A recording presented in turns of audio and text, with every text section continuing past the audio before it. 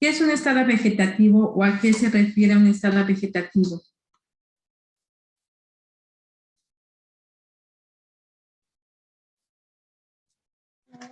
Sería lo que es la muerte cerebral, donde todo funciona excepto ya hay el encéfalica, el cerebro ya deja de funcionar.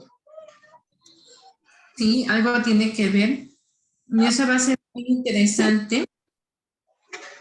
Debemos saber sobre todo estos diferenciales entre una muerte encefálica, una muerte cerebral, como tal ya un estado vegetativo, un estado de coma, un estado de conciencia mínima, un estado de claustramiento o un mutismo sinérgico.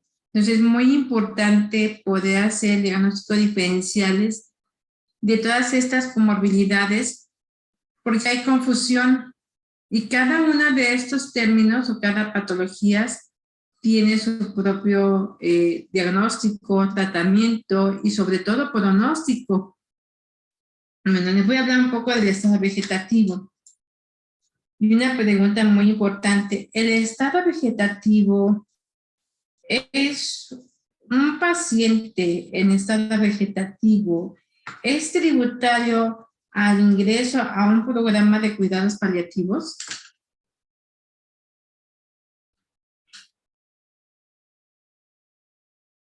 ¿Qué opinan ustedes?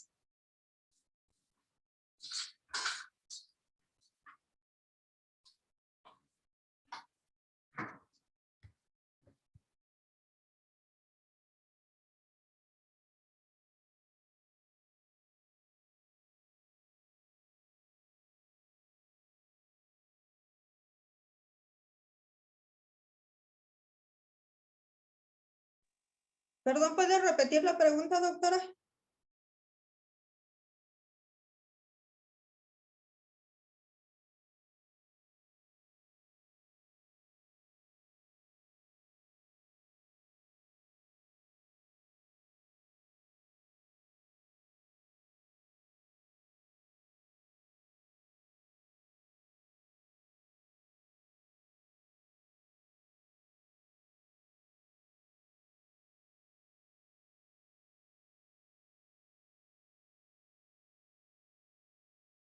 ¿Ustedes qué opinan?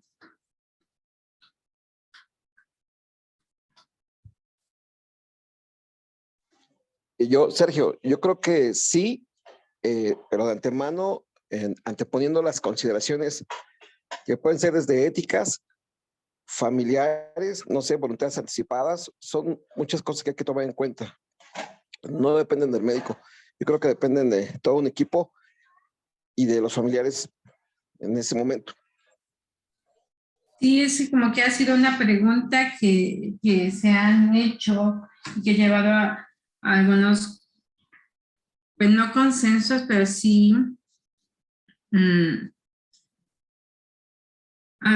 este paciente en estado vegetativo, como si ustedes han visto, que ya hemos visto muchos criterios, ¿no? De terminalidad en pacientes oncológicos, que no hay tanto problema. Los pacientes con enfermedades crónico-degenerativas, con las fallas orgánicas, cardíaca, pulmonar, hepática, renal, y la parte de las enfermedades neurodegenerativas, sin embargo, no la incluyen. En algunos artículos llegan a incluirla, pero con todo este contexto que usted menciona, doctor, con este contexto bioético familiar e interdisciplinario, estrictamente no se tendría por qué incluir, pero con este contexto bioético tal vez sí ha sido como, no llegan a un consenso o a determinar si el paciente en estado vegetativo es tributario de cuidados paliativos. Son pacientes que al final en ese estado vegetativo, si ya es un estado vegetativo permanente, pues es un paciente que va a tener un comportamiento crónico, y estoy hablando de un permanente, no de un estado vegetativo persistente. En este paciente de estado vegetativo persistente va a tener la misma evolución que un paciente con una demencia avanzada fase 7, con un paciente con enfermedad multiinfarto que está postrado en cama, como un paciente con enfermedad de Parkinson que también ya está en fases muy avanzadas y que está postrado en cama. Va a tener el mismo comportamiento.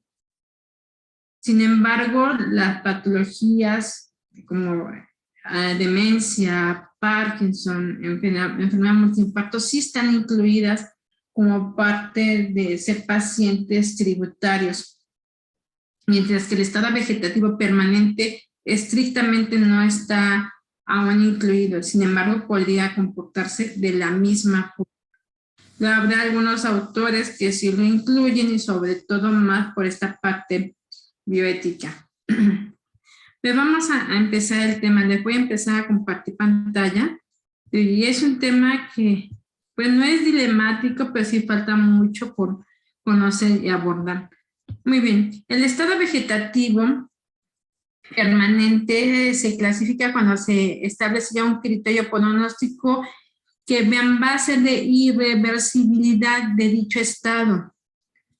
Vamos a ampliar más la diapositiva.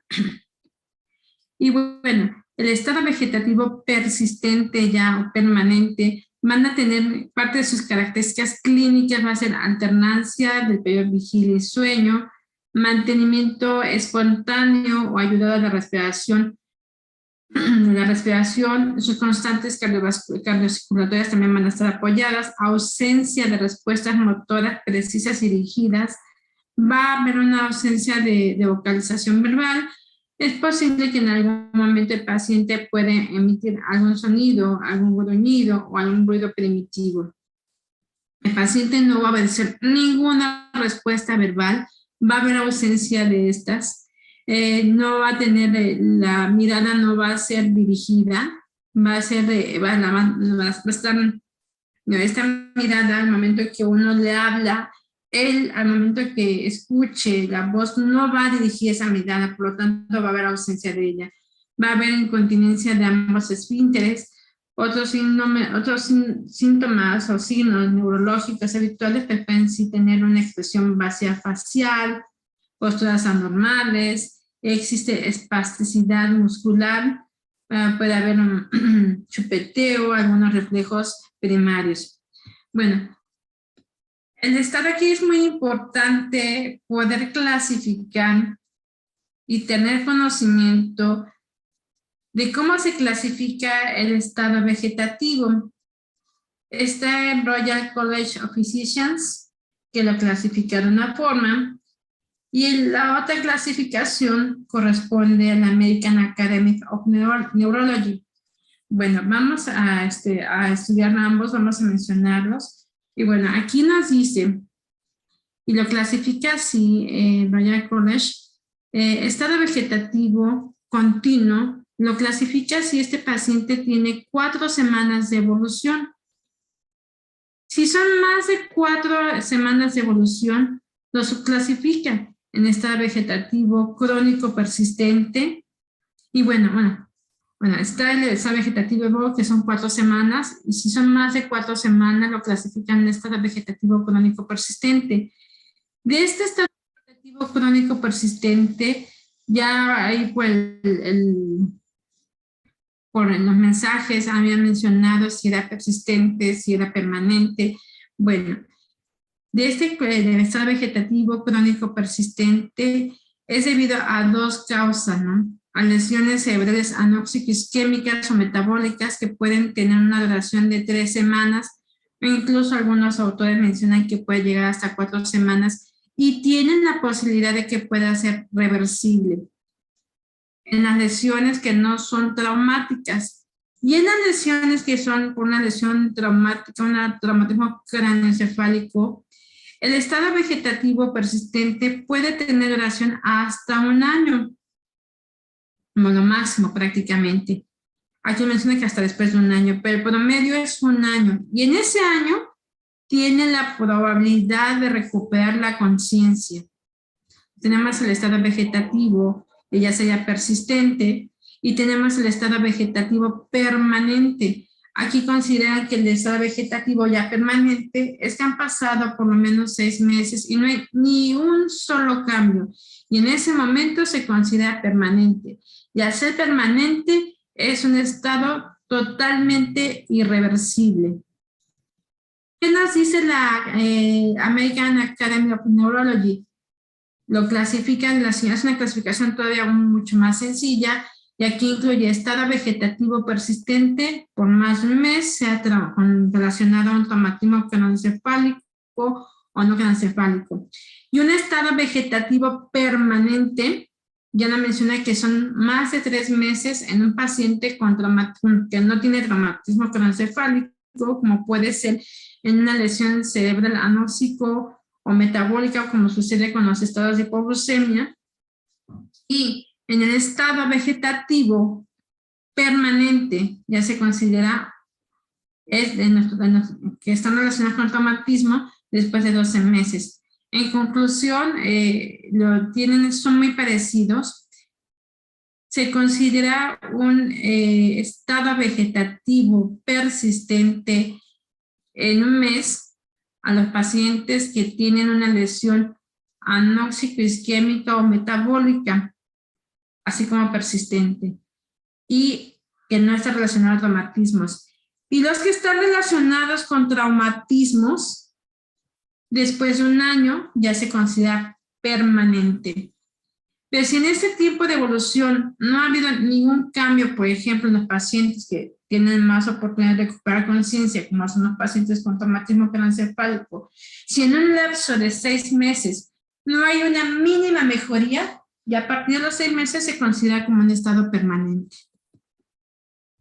Causas, hay muchas causas. Lesiones anóxico-isquémicas, como es un paro cardiorrespiratorio, eso es bien importante, sobre todo los pacientes que llegan a presentar un paro cardiorrespiratorio en algún evento agudo, es importante ver los ciclos de reanimación. Se ha visto que después de un segundo ciclo de reanimación, la posibilidad de ocasionar daño cerebral pues se va incrementando. Un tercer ciclo son prácticamente 30 minutos, en el cual pues no sabemos si realmente el paciente quedó sin alguna lesión cerebral. Pero si ya son más de 30 minutos, la posibilidad de que quede con un daño cerebral anóxico isquémico es muy alto. Sobre todo lo vemos en pacientes que caen en paro y dan reanimación, pues más de este ciclo, más de 30, 40 minutos, pues llegan a presentar esta complicación. No solamente en los adultos mayores llega a pasar o adultos jóvenes, sino también llegan a pasar sobre todo en los neonatos.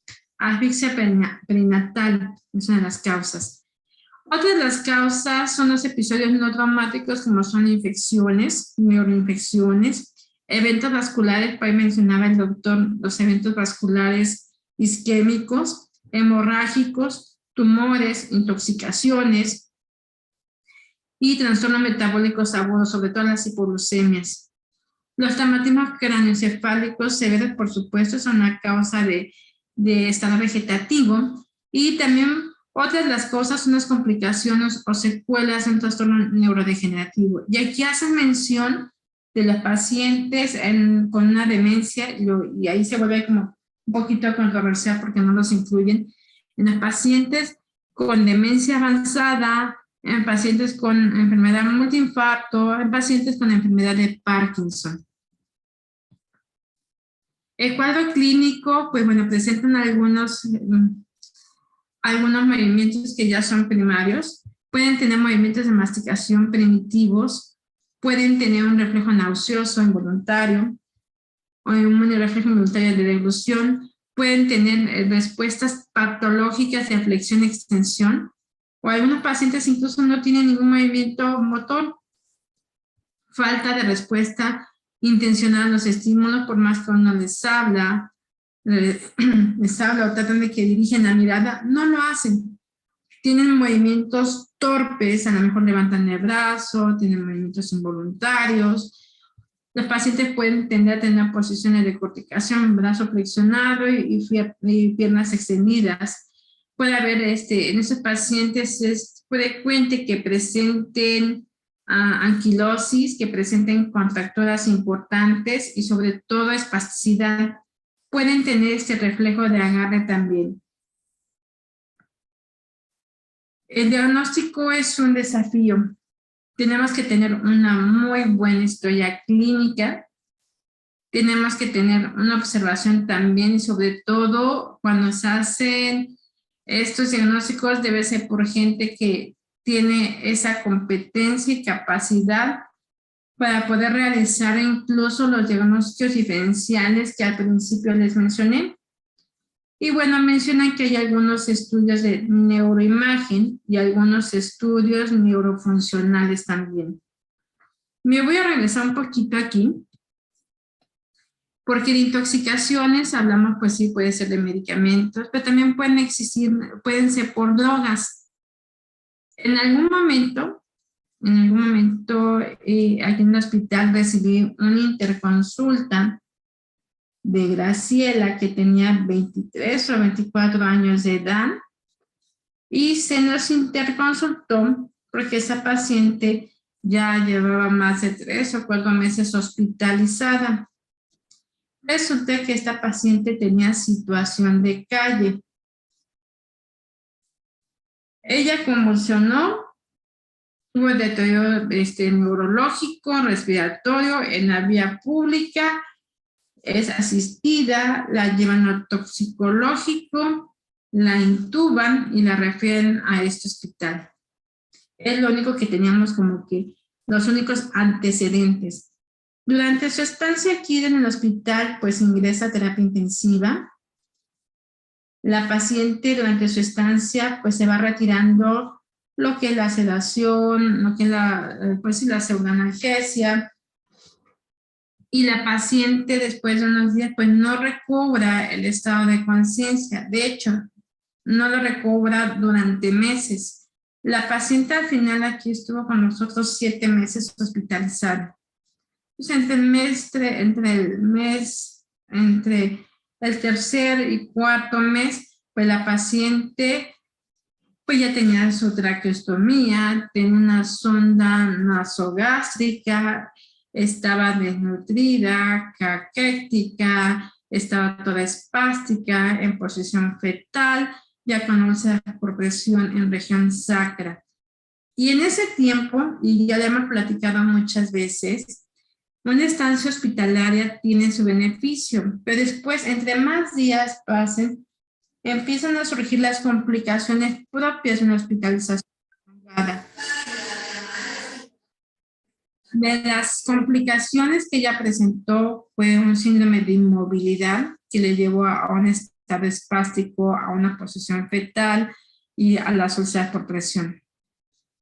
Pero no solamente eso, también tuvo infecciones. Y las infecciones más frecuentes son las neumonías.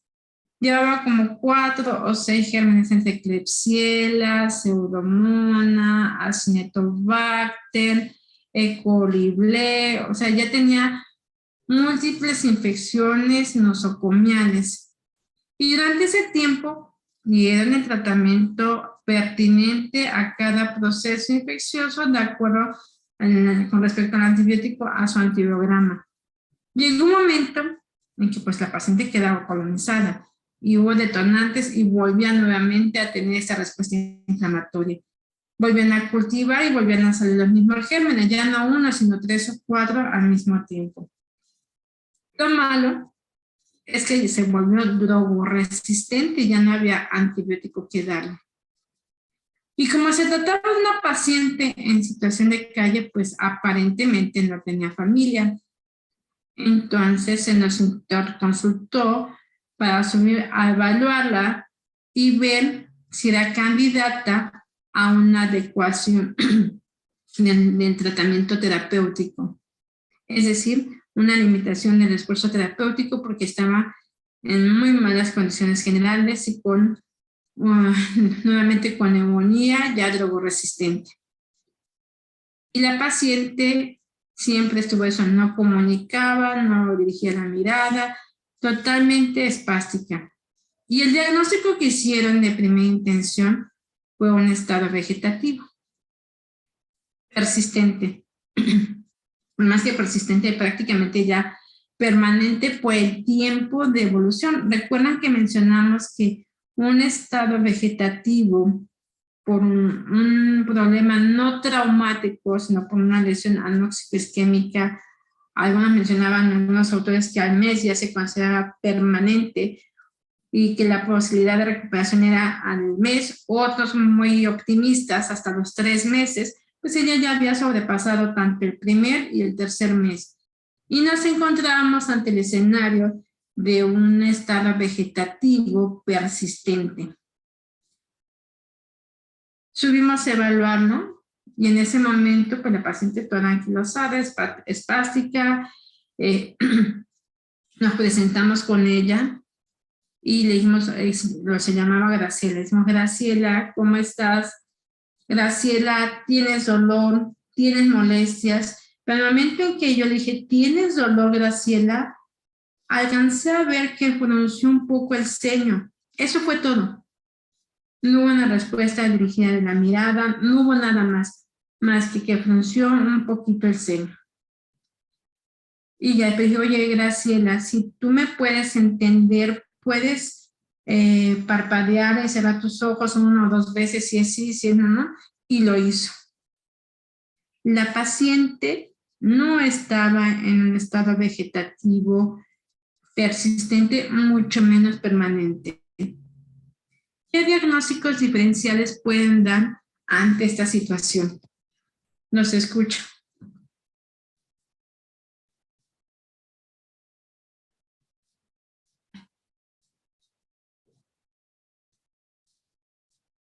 ¿Qué creen que fue lo que pasó? Yo ya estaba catalogada como un estado vegetativo permanente. E incluso pidió la interconsulta para adecuación del esfuerzo terapéutico.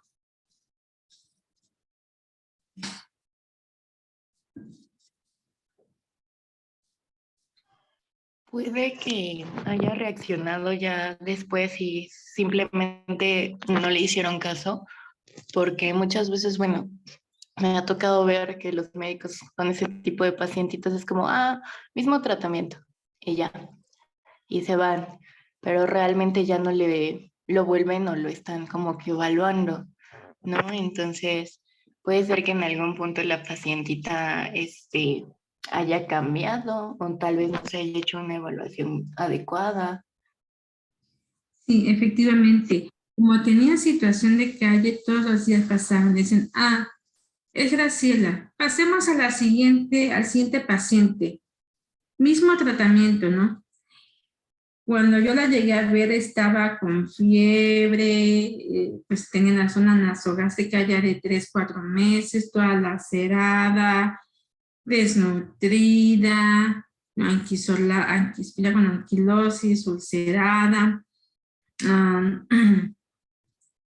y con fiebre. Ya ni siquiera le ponían antibiótico ni nada porque era drogoresistente, ¿no? Ya no habían actualizado los cultivos.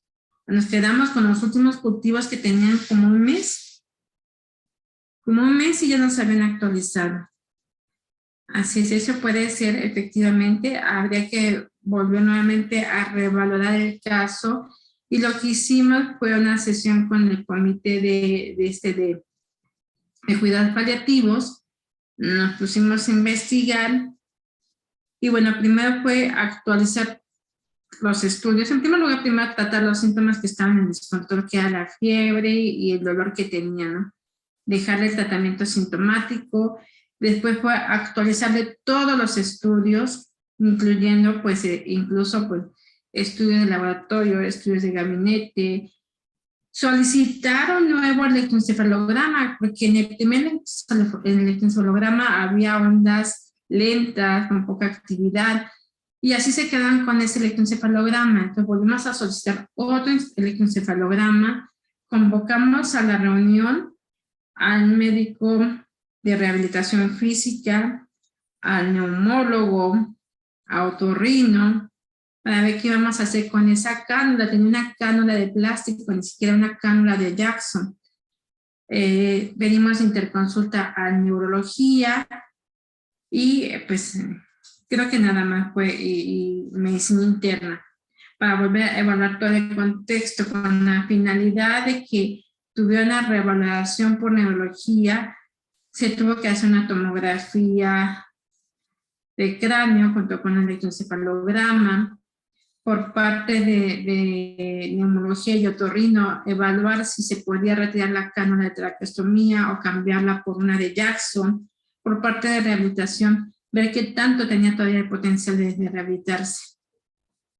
Y bueno, y también pedimos interconsulta cirugía porque pues no podía quedar con esa sonda nasogástrica. Habría que pasarla a una sonda de gastrostomía. Al final, pues logramos investigar que sí tenía familia. Venía alguien esporádicamente a verla, pero casi nadie estaba enterado porque solamente venía los fines de semana durante la tarde y pues el que venía a visitarla esporádicamente pues era el novio. Una vez que logramos captar al novio, ya nos dijo que sí, efectivamente tenía familia, tenía 2 tíos y un hermano, que ya no se hacían cargo de ella y que no querían hacer nada, absolutamente nada, que tenía 2 hijos pequeños de diferentes parejas, pero que tampoco pues estaban a cargo de los papás, no a cargo de ella, y que ella vivía en situación de calle, y que el novio estaba profundamente enamorado de ella, que la conoció durante la pandemia y que él se dedicaba a componer cosas trabajaba en algo de computación, después quedó desempleado y trabajaba como empleado en una tortería. Ese era todo el contexto familiar. Hicimos la revisión y todo, y al final lo que se concluyó, efectivamente, no era un estado vegetativo ni persistente, mucho menos permanente, era un estado de enclaustramiento, un síndrome de enclaustramiento en la cual solamente tenía como movimientos nada más el entreceño y conservaba pues, la respuesta motora ocular. Es lo único que conservaba. Lo demás estaba totalmente perdido. Tuvimos que tomar decisiones, se tuvo que iniciar la rehabilitación, volver a cultivarla, antibióticos, reponer toda la parte bioquímica, tratar la parte infecciosa, empezar esta parte de rehabilitación, colocarle la cánula de Jackson, colocarle la zona de gastrostomía, y una vez estado compensada, porque no iba a recuperar, el diagnóstico de la neuróloga fue que no iba a tener potencial de recuperación. Pero sin embargo aquí la rehabilitación era muy, muy importante. Una vez que ya se logró compensar y que no tuviera fiebre, que tuviera esta parte bioquímica estable, se pidió trasladarla a algún albergue, porque la familia no se iba a hacer cargo. Y el novio decía, sí, yo puedo pagar lo que usted me diga, que traiga cosas personales, su champú, su jabón, agua, o sea, cosas mínimas. Me dijo, yo no me la puedo llevar porque vivo con mamá, el novio, así que esa opción no era posible, aunque capacitara más al novio. Buscamos un albergue y en algún momento nos dio un albergue probable porque nunca fue aceptada como tal la solicitud. Y investigamos las características del albergue y las habitaciones que tenían, eran habitaciones con 8 o 10 camas, todas como literas. No había no había una posibilidad de mandarla porque no había un lugar especial donde pudiera continuar estos cuidados. Y efectivamente nadie se la quiso llevar porque tenía tráqueo, tenía gastro y no podían dar esos cuidados. Al final permaneció con nosotros y pasó lo que pasó. Se volvió a reinfectar una y otra vez hasta que hizo un choque séptico en el cual fue imposible revertirlo. Y falleció. Y aquí tuvo una estancia de 6 o 7 meses. Pero no fue un estado vegetativo, fue un síndrome de enclaustramiento. Si bien, pues fue muy importante, ¿no? Y a lo que voy es que los electroencefalogramas no tienen una especificidad y sensibilidad adecuada para estos estados de alteraciones del estado de conciencia. Más adelante le voy a mencionar un artículo de Japón de este año donde ya se incluyen nuevos estudios de neurofisiología y de neuroimagen, tratando de ver qué alteraciones o qué cambios hay a nivel funcional para poder dar un pronóstico o dar la vigilancia de estos estados que al inicio se diagnostican como un estado vegetativo y que al final resulta que no lo son.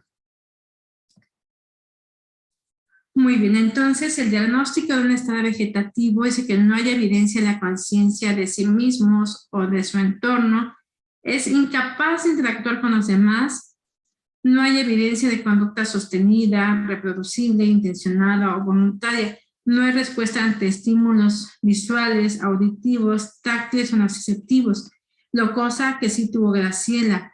Al estímulo verbal respondió. Y fue no creen que pronunció el señor así mucho, fue mínima la expresión realmente.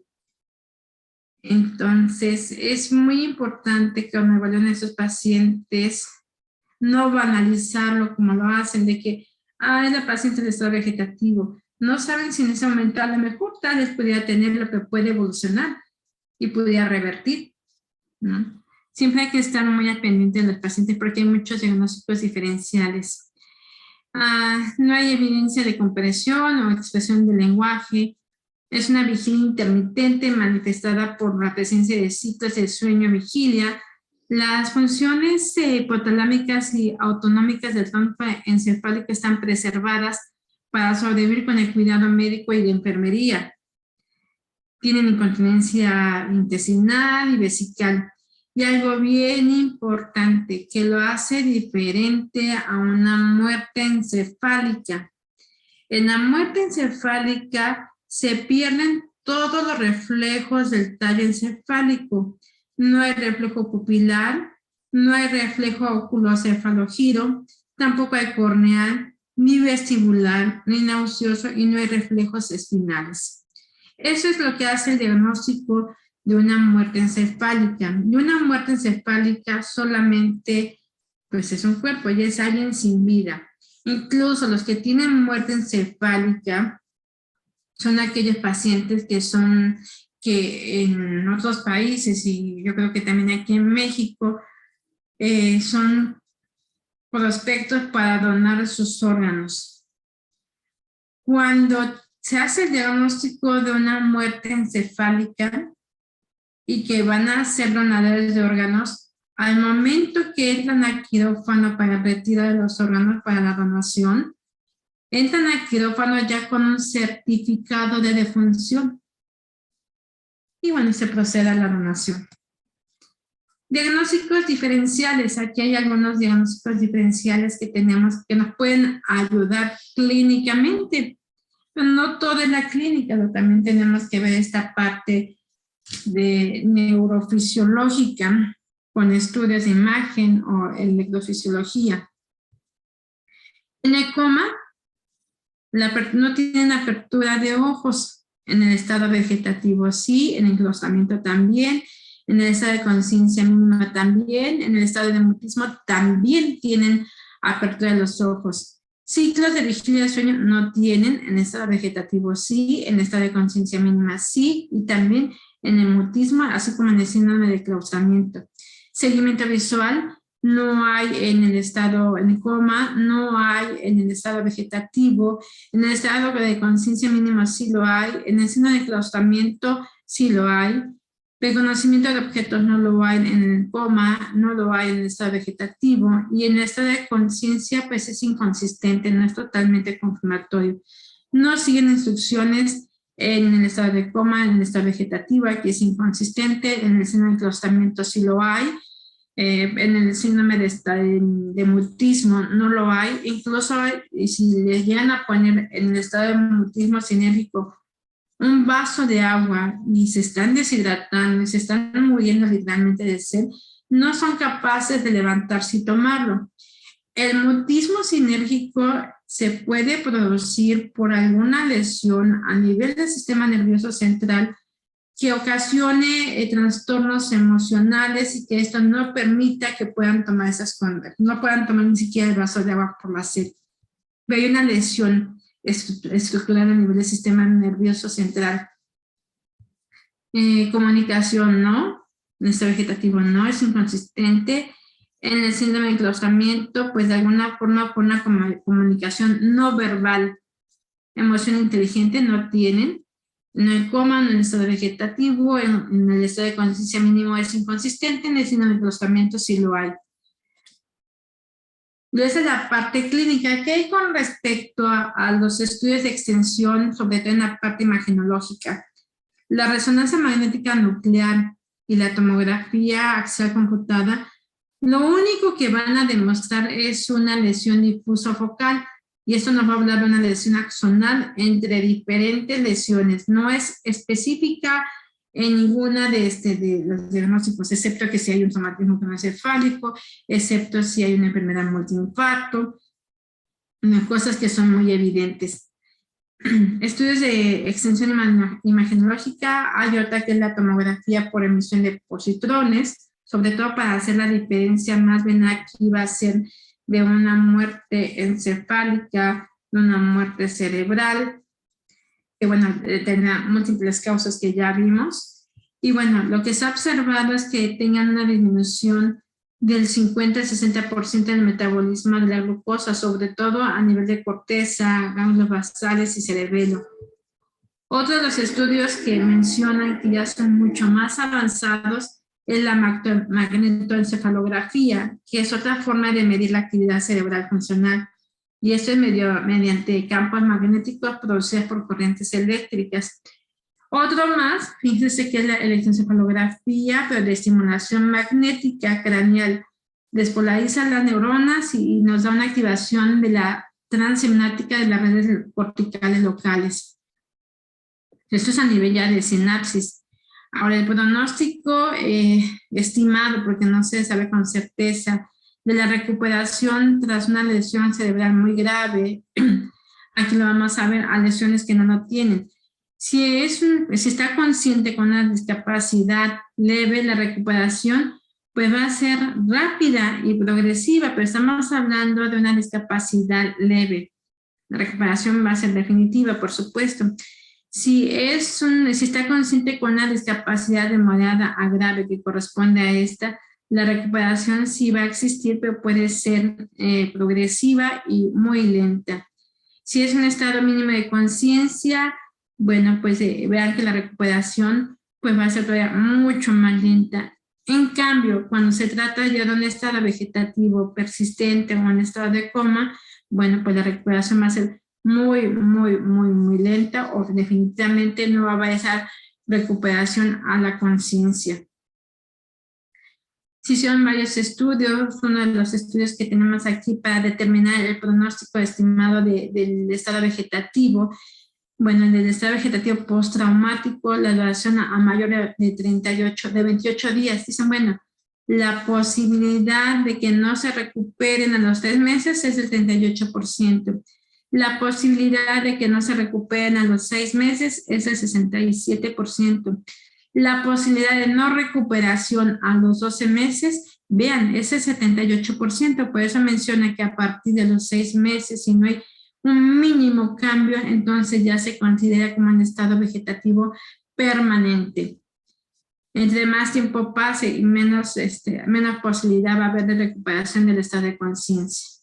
¿Qué sucede en un evento en un estado vegetativo no traumático?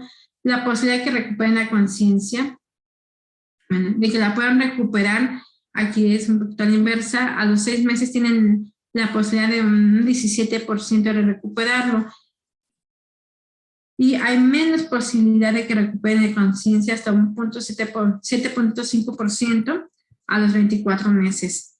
Si ven, el estado vegetativo es un tema complejo y que está no en esta parte dilemática, sino todavía no ha sido bien consensado o no se ha establecido como un criterio estricto para incluirlo en un programa de cuidados paliativos, cuando al final, cuando este estado vegetativo permanente pase mucho tiempo, si no recibe los cuidados adecuados, puede tener este comportamiento de otra enfermedad neurodegenerativa que está en cuidados paliativos.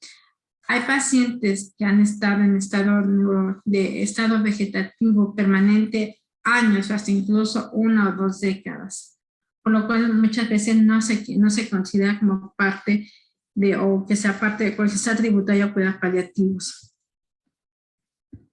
Paola, ¿tú has visto en alguna clasificación que así lo incluyan? El persistente, sí, el permanente todavía no.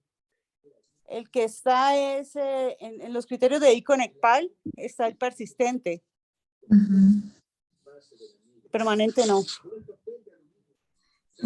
Aunque debería ser, o sea, el problema ahí es la toma de decisiones desde el punto de vista legal y la esperanza de las personas que se recupere. Sí. Sin embargo, uno debería entrar como cuidados de soporte, tal vez. Sí, tendría que ser como cuidados de soporte. No solamente nos enfocamos al estado vegetativo, sino no es la única patología que va a tener el paciente. Los pacientes siempre van a estar acompañados de múltiples comorbilidades.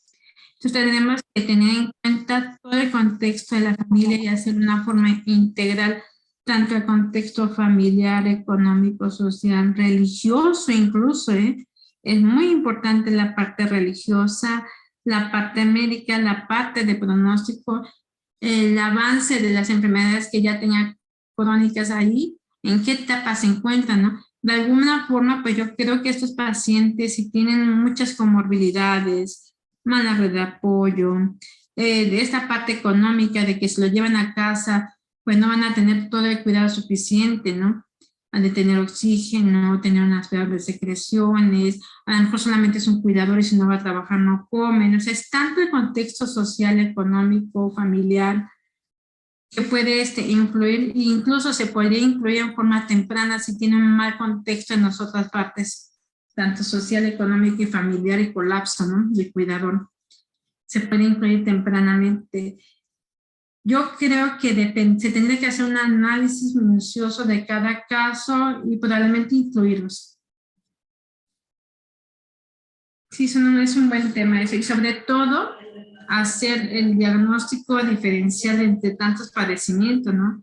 Creo que hay un artículo en Palliative Medicine del 2018 con cuidado paliativo en paciente con mínimo estado de conciencia, persistente y mínimo estado de conciencia, o sea, ahí entrarían ellos. Sí, ahí entraría. Y más en situaciones de pobreza, porque ahí la decisión se toma si de una vez salga el paciente, ¿qué posibilidades tiene de sobrevivir a un año? Sí. Yo los estados vegetativos que he tenido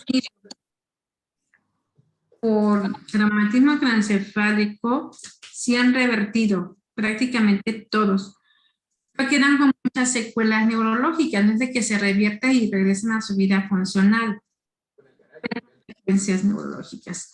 Y los que he tenido en estado vegetativo, no traumáticos, como son las hipoglucemias, las hemorragias, no han revertido. No he tenido ninguno que haya revertido de estas metabólicas isquémicas. Y el tiempo de sobrevida las he tenido entre 1 mes, 6 meses, 1 año, no más, no más.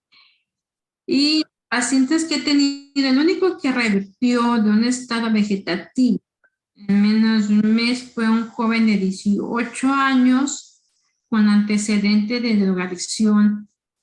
Hizo paro respiratorio, lo reanimaron y no regresaba a la vida. Se catalogó como un estado vegetativo persistente. Es el gastro, tráqueo, pero recuperó, al final recuperó, y lo que hicimos, como había recuperación, empezaba a iniciar recuperación, lo trasladamos al Instituto Nacional de Rehabilitación. Y ahí el Instituto Nacional de Rehabilitación estuvo 1 mes y recuperó, tuvo mínimas secuelas neurológicas, motoras, pero recuperó. Es el único caso que he tenido así que haya revertido. Les envío un artículo sobre la experiencia familiar. Creo que te lo enviamos también, Adriana.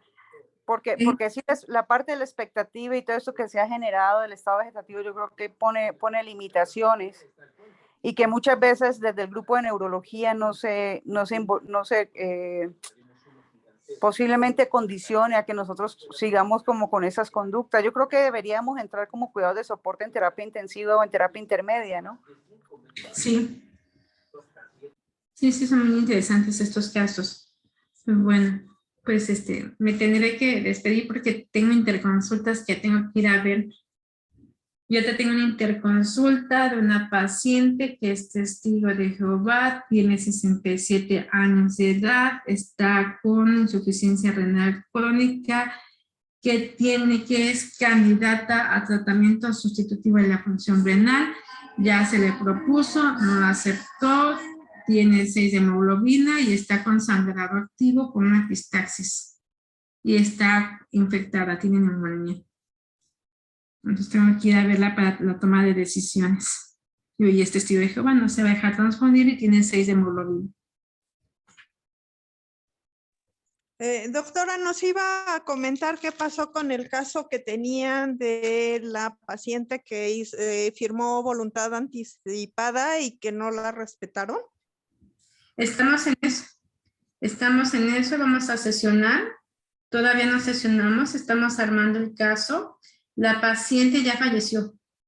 Pero tenemos que, se tiene que sesionar para que esta que sucedió, pues sea una ventana de oportunidades a que no suceda, porque ya volvió a suceder. Se llegó una paciente hace 3 días a urgencias, pero ella llegó a urgencias.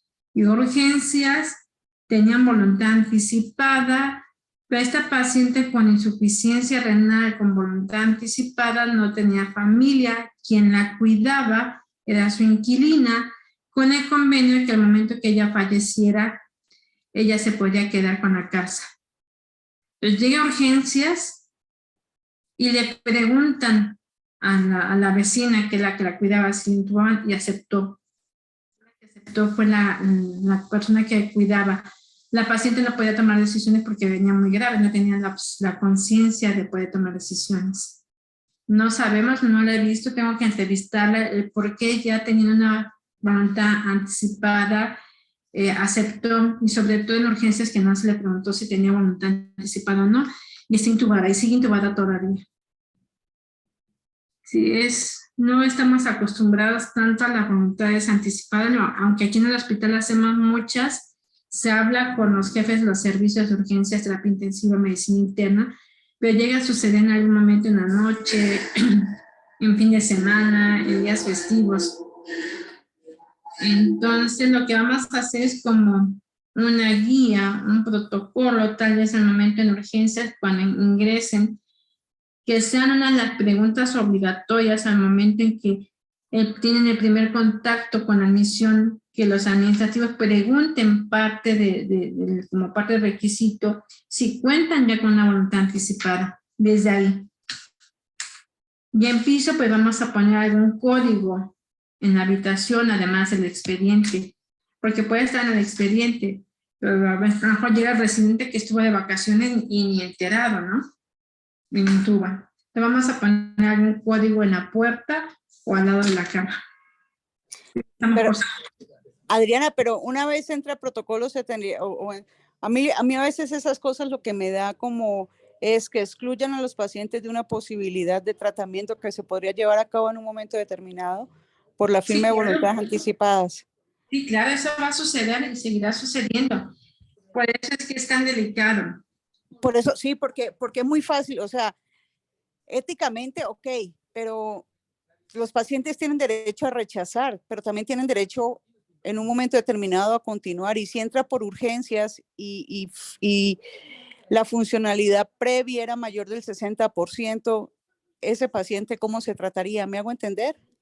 Sí, aquí lo que siempre les he dicho en todos los servicios, en todos, que aunque tengan una voluntad anticipada, aunque estén en un programa de cuidados paliativos, el motivo de ingreso que es agudo se tiene que tratar.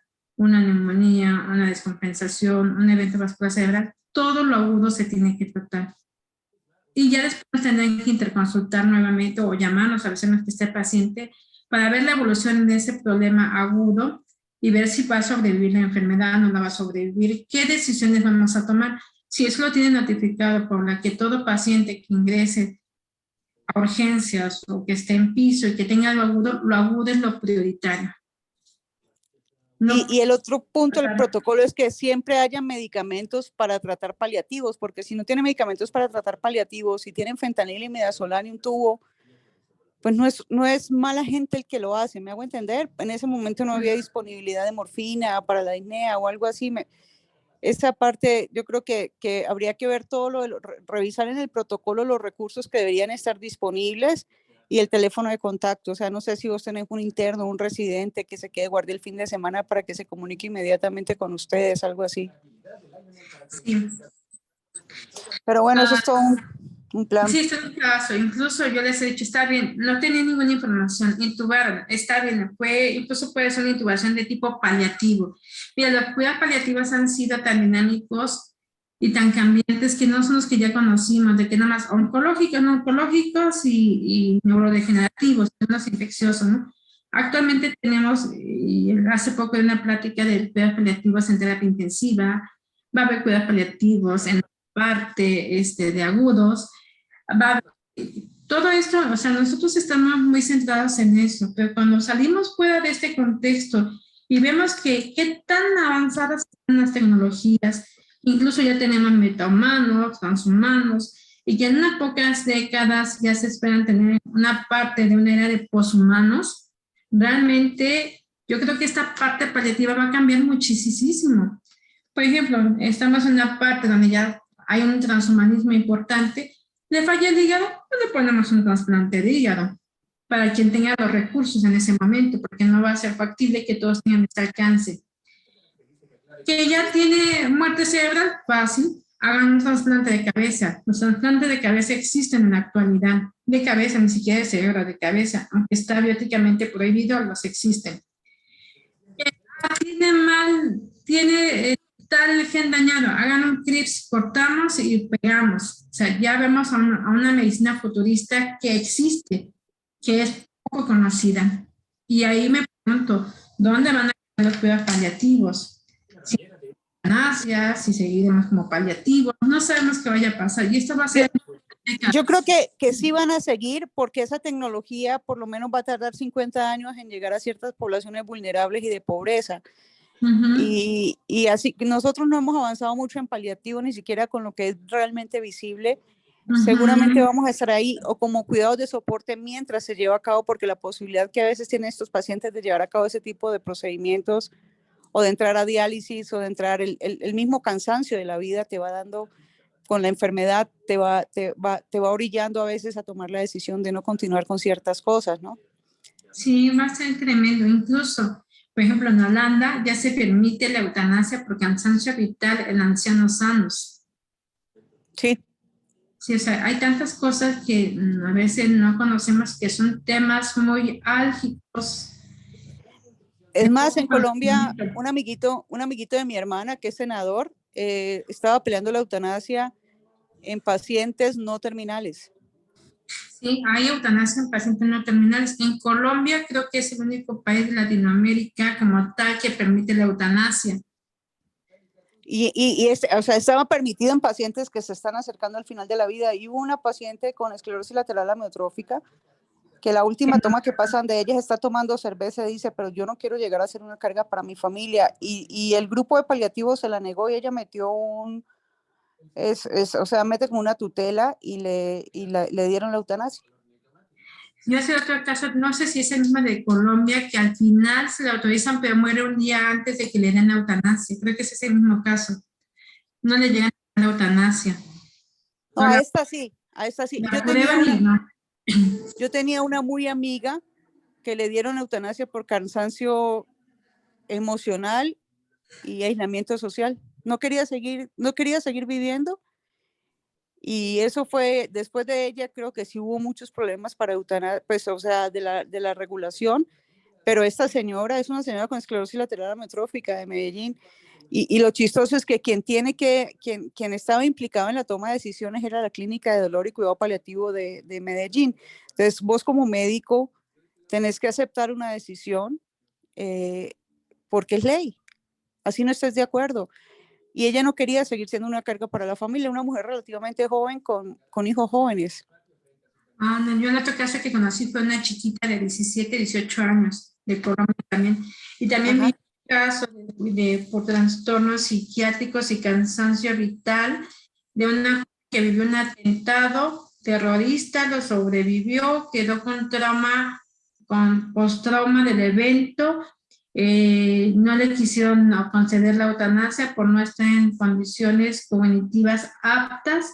La meten a un psiquiátrico, en el psiquiátrico es violada cuantas veces pudieron violarla, hacen más trastornos psiquiátricos, intenta varias veces suicidarse, y al final de toda esa historia, permitieron la eutanasia, pero mucho tiempo después. De tantos, no, ¿eso fue también en Colombia? No, no me acuerdo en qué país fue. Sí, porque esas historias de estrés postraumático en Colombia y paliativo son muy duras. Sí, no fue en otra parte. Ahora, pues sí, la eutanasia, ay, pues yo creo que lo que va a haber más, y pues está también la de suicidio asistido. Suicidio Ya se asistido. llama muerte médicamente asistida, porque si le pones el término de suicidio, ya implícita la patología. Ujú. O sea, ya no, porque las indicaciones del grupo, por ejemplo, de neurología, es que cualquier persona que solicite suicidio asistido o eutanasia tiene que ser valorado por el equipo de psiquiatría de cuidado. Primero controlar los síntomas descontrolados y después Ajá. preguntarle al equipo de cuidado paliativo la valoración por la psiquiatra de cuidado paliativo. Sí, llevan una serie de requisitos impresionantes. No es tan fácil solicitar la muerte asistida, ni tampoco eutanasia. Ahora, pues está la parte paliativa, y ya con toda esta parte de la bioética, pues ya yo bien no me encajaba en todos esos modelos bioéticos, mi modelo o lo que yo soy personalista. Trato de ser personalista, pero bueno, y no estoy a favor de la eutanasia, sin embargo, sí llegar a ver por ley, y las leyes son las leyes. Y a veces no se lleva de la mano con la parte bioética, ante todo, pues es la ley. Sí, cuando hay ley, hay ley. Cuando hay ley, hay ley.